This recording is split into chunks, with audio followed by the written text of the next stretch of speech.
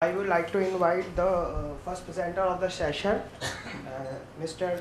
Robert Valkovic, Senior Project Manager for KFW Development Bank, Urban Development and Mobility, South Asia. Morning, sir. Thank you very much. Thank you, Mr. Sinha, and ladies and gentlemen, for coming to attend this session. My name is Robert Valkovic. I'm with the KF Development Bank, based in Frankfurt, although we have the office here in Delhi. Just a brief about myself. I mean, I've had over 25 years of urban transport experience. I'm actually also from the Asian Development Bank. I'm actually on secondment to KFW for 3 years. So we've had a lot of, over 15 years of experience in ADB projects and KFW projects with financing various different modes of public transport. And at this stage, we are just focusing on bus sector experience. Thank you. I'll briefly give you an appreciation of so you know who KFW is. Somebody may not know. I mean, KFW is the German financial bank. They lend about 80 billion euro per year. Most of it actually is going just to Germany and other private companies, and they have about an 8 billion euro turnover for developing countries for investments per year. Thank you.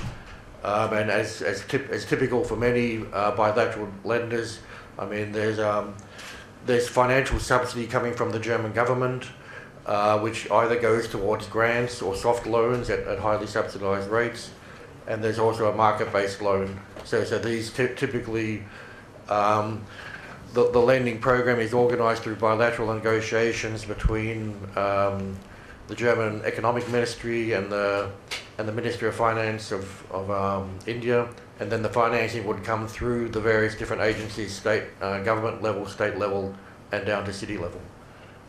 And so implementation is usually done down to the city level, but the funding has to be passed through. Okay. Just an overview of KFW's mobility sector.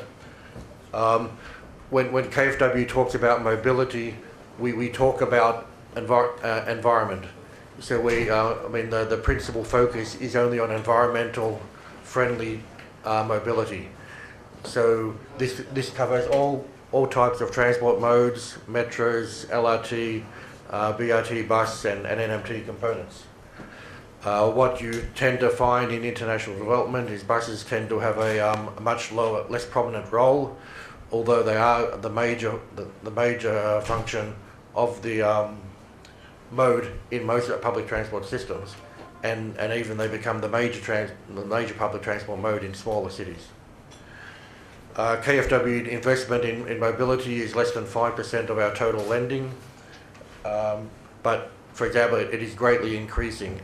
In India itself, we have gone from a virtually no program in 2014 to have about 1.1 billion over the 2015-2017 period.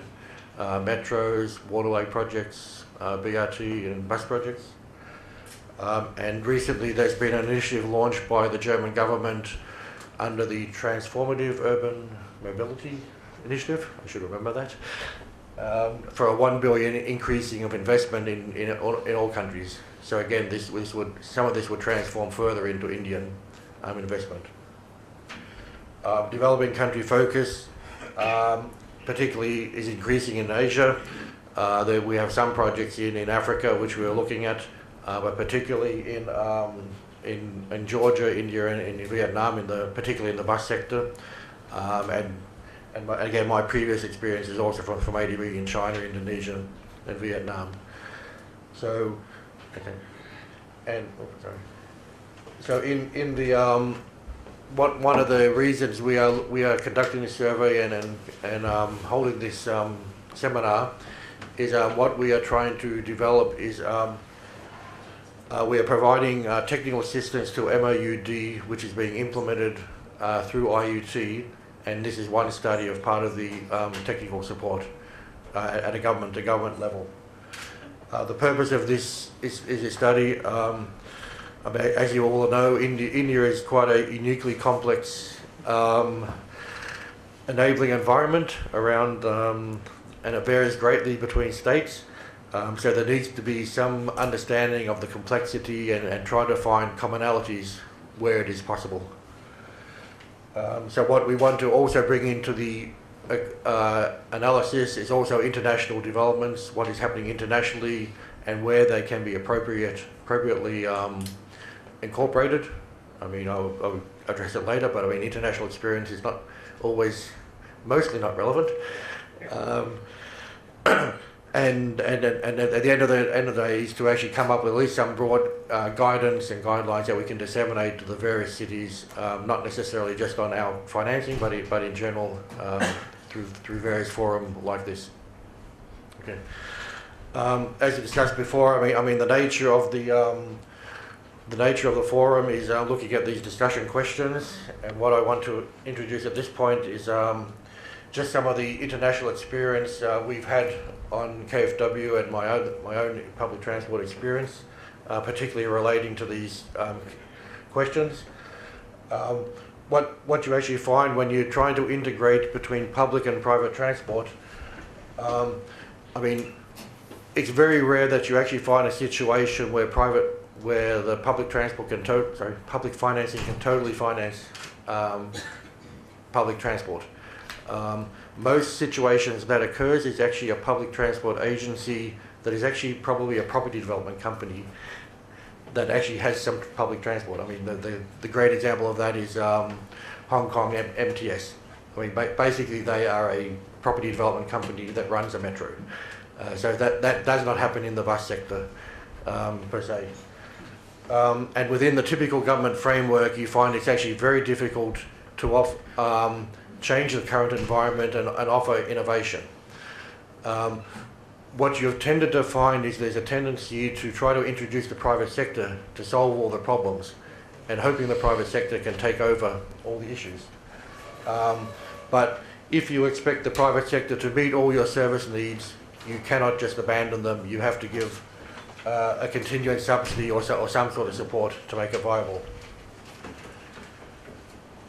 And so ultimately, I mean, best practice tends to lead towards a PPP approach in terms of addressing public transport, and particularly in the private sector. Sorry, in public transport.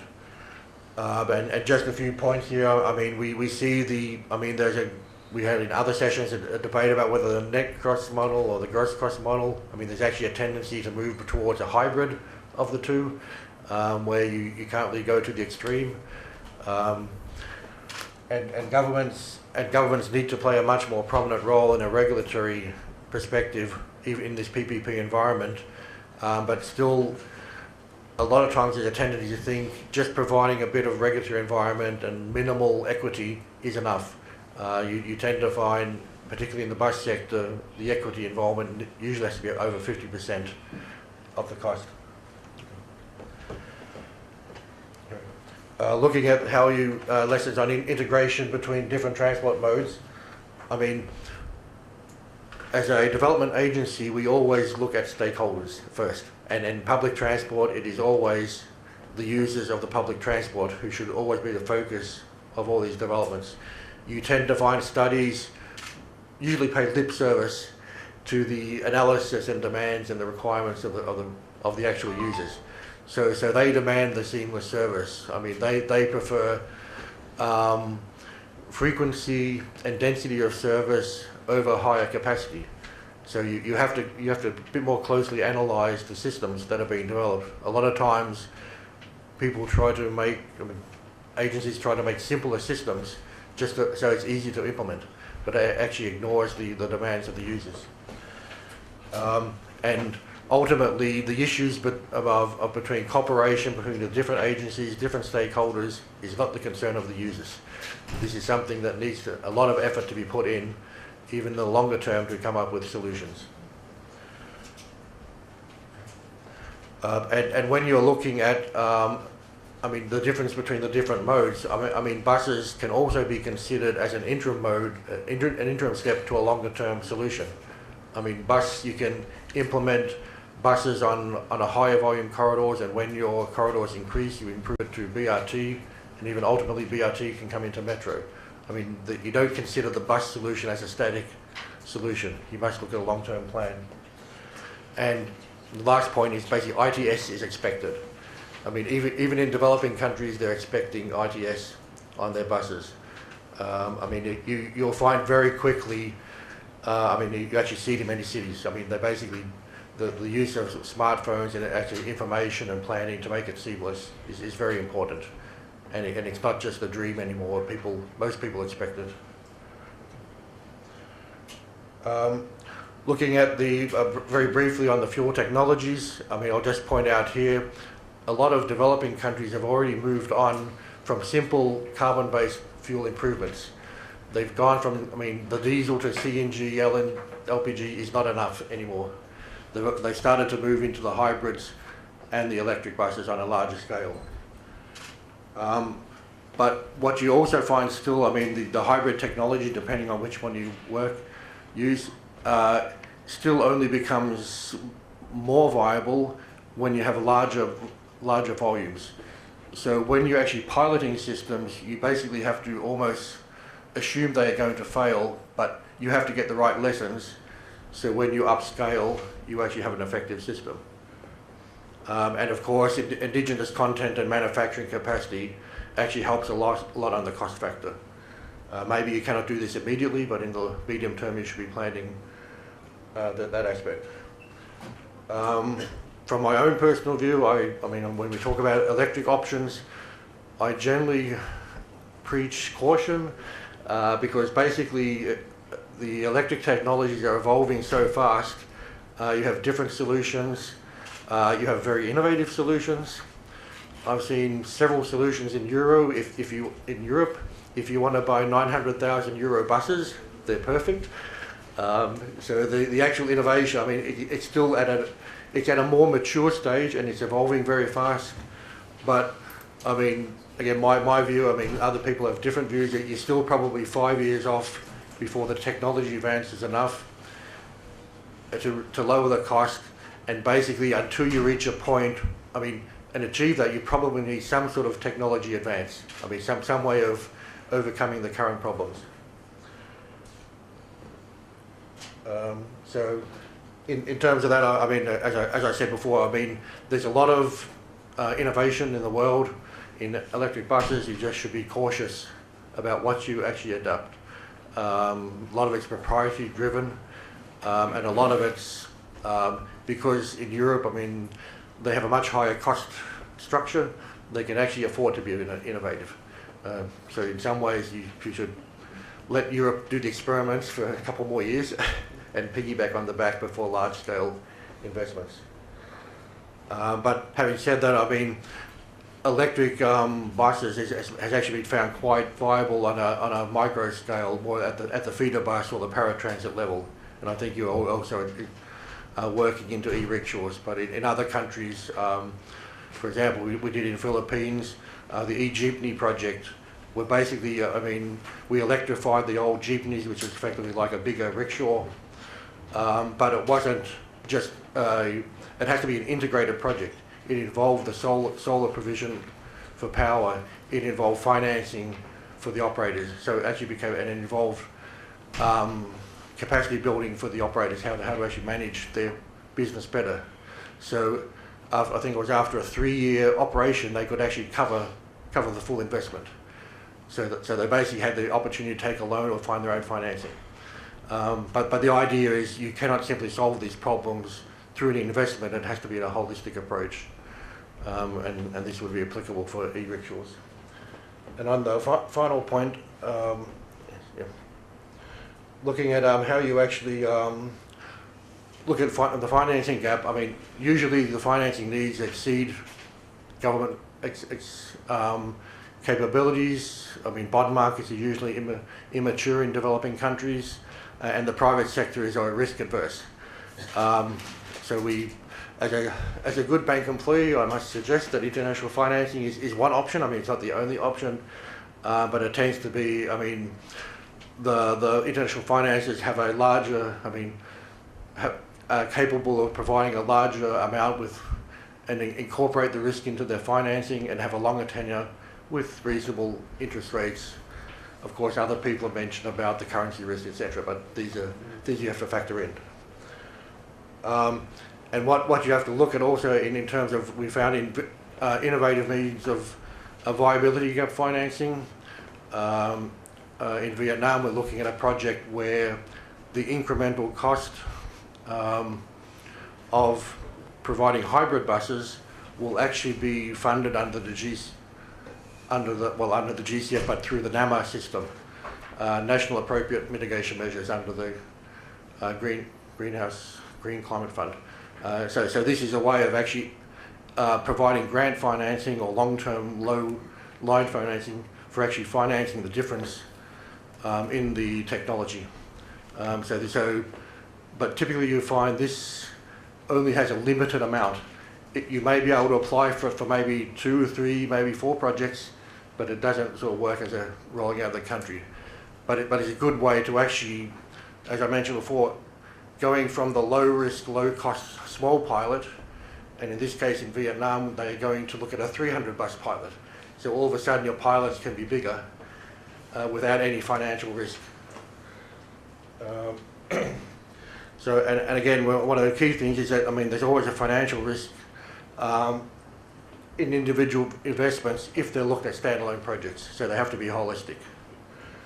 I think I've probably gone a bit too long. I think at the bottom here, there's a need to adopt innovative financing measures.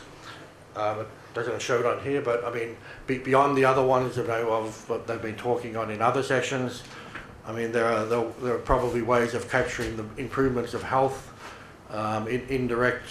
I mean, there's actually a fund being examined looking at how to capture the minute decrease in fuel price by an increase in public transport, and that should be subsidised through an offset account. So there are innovative ways internationally looking at how to encourage and find particular financing for public transport. So you need to be aware of these things are happening, and usually they happen. I mean, early adopters are the people who get access to the funds. So it's important to be aware of these different global initiatives trying to encourage increasing public transport. So on that, I thank you for your attention, and I would like to thank IUT for their good work during this study so far, and we will get them to introduce the more Indian applicable cases as we have studied through this study.